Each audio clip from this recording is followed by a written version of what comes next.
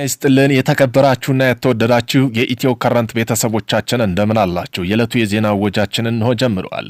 አዳዲስና ወቅታዊ መረጃ ማስደመጥ ጀምረናል። በቅድሚያ ርዕሰ ዜናዎቹን ነግራችኋለን። አብራችሁን ቆዩ። ለሁለተኛ ጊዜ ቀዶ ሕክምና ተሰርቶለታል። የሚቀሩ ባጮች ነበሩ። አሁን እነርሱ ናቸው ቆርጠው ያወጡለት ሲሉ የቀድሞ የፖለቲከኛና የአብን ተወካይ የሆኑት አቶ ክርስቲያን ታደለ የቅርብ ሰው ተናግረዋል። በዚህም የዜና ትንታኔያችን በሰፊው ይዘን የምናቀርበው ይሆናል። በጸጥታ ችግር ምክንያት የደብረ ማርቆስ አየር ማረፊያ ግንባታ መቋረጡ ተነገረ። በዚህም የዜና ትንታኔያችን የምናቀርበው ይሆናል። ሶማሌላንድ ለኢትዮጵያ የበርበራ ወደብን የንግድ ስምምነት ለማፋጠን የፋይናንስ ፕሮቶኮሎች እንዲሻሻሉ ጠየቀች። የዜና ትንታኔያችን በዚህም ጉዳይ ይዞ የምንቀርብ ይሆናል። ግብጽ ለኤርትራ የሕክምና ቁሳቁስ ድጋፍ አደረገች። የዜና ትንታኔያችን የምንመለከተው ይሆናል። የሱዳን ፈጥኖ ደራሽ ድጋፍ ሰጭ ሰራዊት መሪ የሆኑት መሐመድ ሐምዳን ዳገሎ በዳርፎር ግዛት ኒያላ ከተማ መሰረቱን አድርጎ በጥምረት ኃይሎች የተመሰረተ የሱዳን ትይዩ መንግስት ፕሬዝዳንት ሆኖ ቃለ መሐላ ፈጽመዋል። በዚህም የዜና ትንታኔያችን የምንመለከተው ይሆናል። በዓለማችን ላይ የሀብትና የፖለቲካ ሀያልነት ፍጥጫ በማን አሸናፊነት ይቋጭ ሆን? ገንዘብ የማይገዛው ነገር የለም። የማያሽከረክረው ዓለም የፖለቲካ አይኖርም። አሜሪካ የምርጫ ፖለቲካ ውስጥ ደግሞ ገንዘብና ጡት ወተት ማለት ነው። በዚህም ጉዳይ ዜና ትንታኔያችን በሰፊው ይዘን የምንቀርብ ይሆናል። እነዚህን የመሳሰሉ አርዕስተ ዜና ወደ እናንተ ይዘን ቀርበናል። ቤተሰብ ለመሆን ላይክ፣ ሼር፣ ሰብስክራይብ ማድረገውን እንዳይረሱ። ወደ ዕለቱ የተመረጠ የመጀመሪያ ዜናችን ስናልፍ ግብጽ ለኤርትራ የሕክምና ቁሳቁስ ድጋፍ አደረገች። የሕክምና ቁሳቁስ የያዘ የግብጽ አውሮፕላን ባሳለፍነው ሳምንት በአስመራ ዓለም አቀፍ አውሮፕላን ማረፊያ መድረሱን የግብጽ የውጭ ጉዳይ ሚኒስትር አስታውቀዋል። ለኤርትራ የመድኃኒት አስተዳደር የተበረከተው የእርዳታ የአይን ሕክምና፣ የኩላሊት እጥበት መስሪያ ቁሳቁሶች ያካተተ ነው ተብሏል። የእርዳታ ያቀረበው በግብጽ የልማት አጋርነት ኤጀንሲ አማካይ መሆኑን ተመላክተዋል። እንደ ሚኒስትሩ ገለጻ ይህ ድጋፍ ካይሮ ከኤርትራ ጋር ያላት ስትራቴጂካዊና እህትማማች ወዳጅነት ለማጠናከር የምታደርጋቸው ጥረቶች አካል ናቸው ተብሏል። የሕክምና ቁሳቁስ እርዳታው ወደፊት አስመራ የተላከው የግብፁ ፕሬዝዳንት አብዱል ፈታህ አልሲሲ ጥቅምት ወር በአስመራ ያደረጉ ጉብኝት ተከትሎ ተብሏል። ጉብኝት የሁለቱም ሀገራት የሁለትዮሽ ትብብር አዲስ ምዕራፍ መሆኑን ሁለቱም ሀገራት ገልጸዋል። ለሁለተኛ ጊዜ ቀዶ ሕክምና ተሰርቶለታል። የሚቀሩ ባጮች ነበሩ። አሁን እነርሱ ነው ቆርጠው ያወጡለት ሲሉ አቶ ክርስቲያን ታደለ የቅርብ ሰው ተናግረዋል።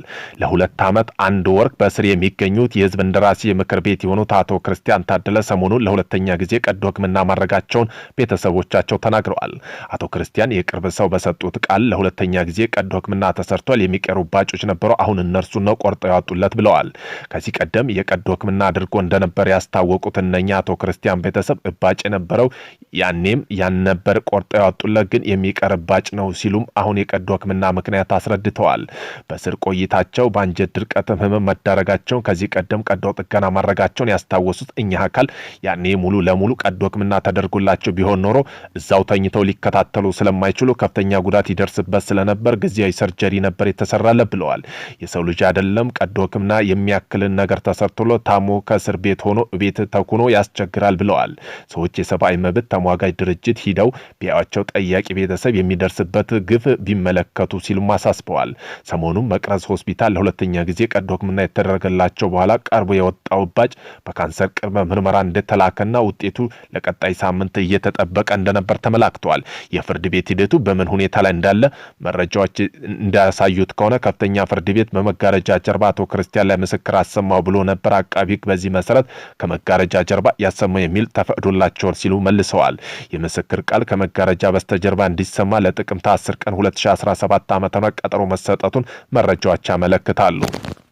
በደብረ ማርቆስ አየር ማረፊያ ግንባታ በጸጥታ ችግር ምክንያት መቋረጡ ተገለጸ። የኢትዮጵያ አየር መንገድ በአማራ ክልል ደብረ ማርቆስ ከተማ ግማሽ ቢሊዮን ብር በጀት እያስገነባ የነበረው አየር ማረፊያ ግንባታ በክልሉ ባለው የጸጥታ ችግር ምክንያት መቋረጡን የኢትዮጵያ ኮንስትራክሽን ኮርፖሬሽን ገልጿል። የኮርፖሬሽኑ ዋና አስፈጻሚ ኢንጂነር ዮናስ አያሌው አየር ማረፊያው እስከ መጪው መስከረም ወር መጨረሻ ድረስ ለማስመረቅ እቅድ ተይዞ እንደነበር ገልጸው ስራ በፍጥነት እየተገባደደ የነበረ ቢሆን በጸጥታ ችግር ምክንያት ተገደን መውጣታችን ግንባታው ተቋርጧል ብለዋል። ብለዋል። በአካባቢው ባለ የጸጥታ ችግር ምክንያት ሰራተኞች ከስጋት ነጻ ሆነው መስራት አለመቻላቸው ትልቁ ማነቆ እንደሆኑ ያነሱት ኃላፊው ችግሩን ለመፍታት የአካባቢ ሀገር ሽማግሌ የኢትዮጵያ አየር መንገድ ጥረት ቢያደርሱ አለመሳካቱ መግለጻቸውን ተዘግቧል። ቀጣይ ችግር ከተቀረፈ ግንባታው በፍጥነት የሚጠናቀቅ ይሆናል ተብሏል። አየር መንገዱ ግንባታው ሲቋረጥ ይሄ መጀመሪያ አይደለም። ከዚህ በፊት በጸጥታ ችግር ምክንያት ግንባታው ተቋርጦ መቆየቱ ይታወሳል። የደብረ ማርቆስ አየር ማረፊያ የኢትዮጵያ አየር መንገድ ሀገር ውስጥ አየር መንገዶች ለማስፋት እየገነባ ካለው 5 አየር ማረፊያዎች አንዱ ነው።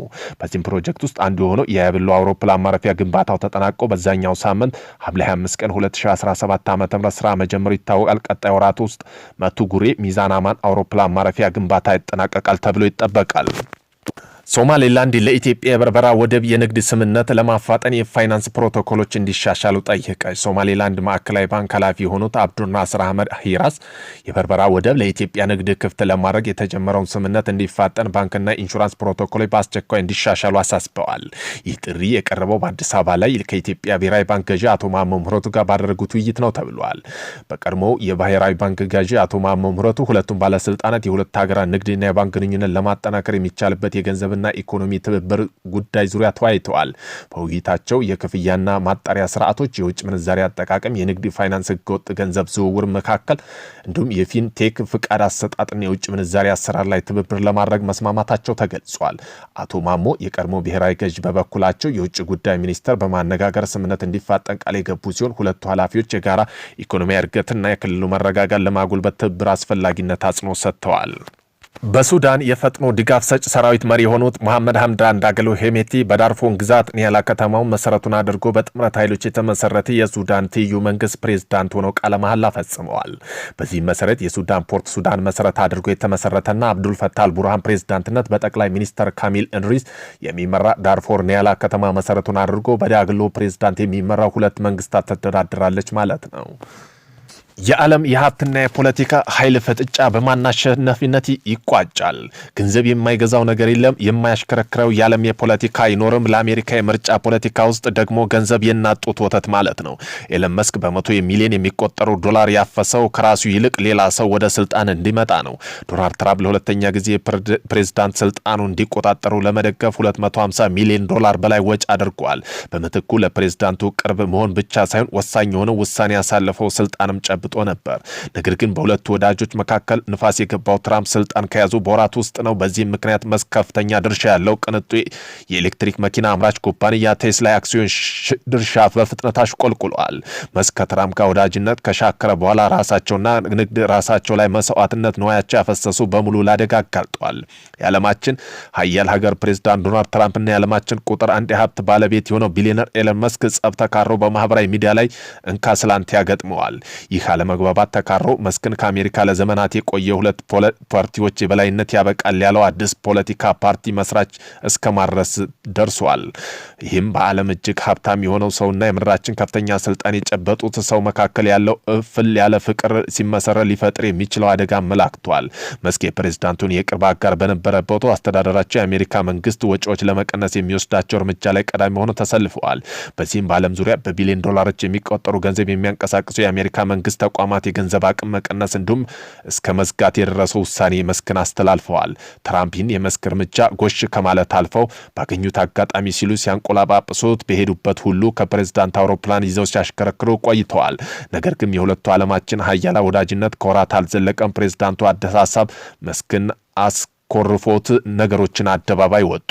መስክ የቅርብ ወዳጅ ትራምፕ ላይ ፊቱን ያጠቆረ ሲሆን ድምጽ ከፍ አድርጎ መናገር የጀመረው ፕሬዝዳንቱ ትልቅና ቆንጆ ያሉት የበጀትን ሕግ ይፋ በማድረጋቸውን ተከትለው ነው።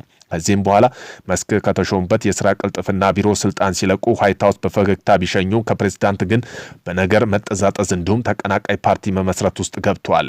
ከቀድሞ ትዊተር በአሁኑ ኤክስ ባልተቤት መስክ እንዲሁም ትሩዝ የተባለ ማህበራዊ ሚዲያ መድረክ ላይ ትራምፕ በበኩላቸው እንካስላንቲያ በማህበራዊ ሚዲያ እየተሰጣጡ ነው። እንደ አውሮፓ አቆጣጠር በ2002 ስራ የጀመረው የመስክ ንብረት የሆነው ስፔስ ኤክስ እስካሁን በርካታ ነገሮችን አሳክቷል። የሩቅ ዓላማ የሰው ልጅ በሌላ ፕላኔት መኖር እንዲችል ማድረግ ነው። ይህም ደግሞ ዓላማው ለማሳካት ከናሳ ጋር የቢሊዮን ዶላሮች ንግድ ስምምነት አለው። ኤለን መስክ ከቴስላ በተጨማሪም ቴፕ ፓይል የተባለ የክፍያ ዘዴ ከጀመሩ አንድ ነው። ታዋቂ የማህበራዊ ሚዲያ መድረክ ትዊተር 44 ቢሊዮን ዶላር በመግዛት የግል ንብረት ካደረገ በኋላ ኤክስ ሲልም ሰይሞታል። በትዊተር የሚያሰፍራቸው አወዛጋቢ አስተያየት ተነሳ ታግደ የነበሩት ትራምፕ ነጻ አውጥቷቸዋል። በተጨማሪም ትዊት ኤክስ ለፕሬዝዳንትና ለደጋፊዎች የሚመች ማህበራዊ ሚዲያ አድርጎታል። አዲስ ነገሮችን ለመሞከር የሚሊዮን ዶላሮች የሚያፈሰው መስክ የሳይንስ ልብ ወለድ የፈጠራ ፊልም ብቻ ሳይሆን መቅረትም የለባቸውም ብሎ ያምናል። የሳይንስ ፈጠራ ፊልሞች ልንኖራቸውና ልንፈጥራቸው ካልቻል ቅዠት ሆኖ ማለት ነው ይላል። ከትራምፕ ጋር ባደረበት የቅርብ ወዳጅነት ንብረት የሆነው ቴስላ የሚያመርታቸው ኤሌክትሮኒክ መኪና ገበያ ላይ የሚያጠናክረው እርምጃ የአሜሪካ መንግስት እንዲወስድ ፍላጎት ነበረው። በተጨማሪም ከመንግስት በቢሊዮን ዶላር የሚገመት ድጋፍና የታክስ ማበረታቻ ያገኛል ተብሎ ሲጠበቅ የትራምፕ አዲስ በጀት ያስተዋውቁታል። ይህም በፕሬዝዳንት ትራምፕ ያለውን አለመግባባት ከማካረር አልፎ ህልሙ ቅዠት ሳያደርግበት አይቀርም። መስክን ይህ ፕሬዝዳንት እርምጃ ጠንከር ባሉ ቃላት መተቸት በፍጥጫ ላይ በማባባሱን ትራምፕ የቀረ የአሜሪካ መንግስት ድጋፍ ከማቋረጥ ባሻገር ከአሜሪካ ላይ ያባረሩት እንደሚችሉ እስከ መናገር ተደርሷል። ይህ የአሜሪካ መንግስት አባካኝ ወጪዎችን ለመቀነስ በሚል ተቋሙ በራስ መስክ ሲመራ የነበረው መስሪያ ቤት ፊቱን በመስክ ላይ እንዲያዞርና በማድረግ ሊቀጥሉትም እንደሚችሉ አስጠንቅቀዋል። ይህ ደግሞ ትክክለኛ ኃይል ሚዛን በየት በኩል እንዳለ ያሳያል። የሮይተርስ የዜና ወኪል አሜሪካ መንግስት ከስፔስ ኤክስ ጋር 22 ቢሊዮን ብር የሚያወጡ ንግድ ስምምነት ተፈራርሟል ሲል ዘግቧል። ከቻይና ጋር ጥብቅ ንግድ ግንኙነት ያለው ቴስላ ባለፈው ዓመት ብቻ ለሀገሪቱ 5ኛ ደረጃ የያዘ ገቢ ማስገባት ተችሏል። ይህ ደግሞ ከቤጂንግ ጋር በንግድ ጦርነት ውስጥ ያለው ፕሬዝዳንት ትራምፕ ቁጣ ላይ ውሃ ሊቸልስ ይችላል። ፕሬዝዳንት ጂንፒንግ አጸፋውን ለአሜሪካ በቀላሉ የምትቋቋም አይደለም። በዚህም መካከል የመስክ ኩባንያ የሚያደርሳቸውን ኪሳራ በቀላሉ የሚገመት አይደለም። የአሜሪካ መንግስት እንደዛተው ለመስክ ፕሮጀክት የሚያደርገው ድጎማና ከናሳ ጋር ያለው ቢሊዮን ንግድ ስምምነት የሚያቋርጥ ከሆነ ደግሞ የኤለን መስክ ሀብት ያሽቆለቁላል። ራሱ አምነው ንግድ ሀሳብ አዋጭና መዝለ ገንዘቦች ፈሰስ ያደረጉ ባለሀብቶችን ኪሳራ ይከናነባሉ። መስክ ያለምንም ትግል መውደቅ አልፈለገም። እስከ መጨረሻው ድረስ የመፋለም አቋም ያለ ይመስላል።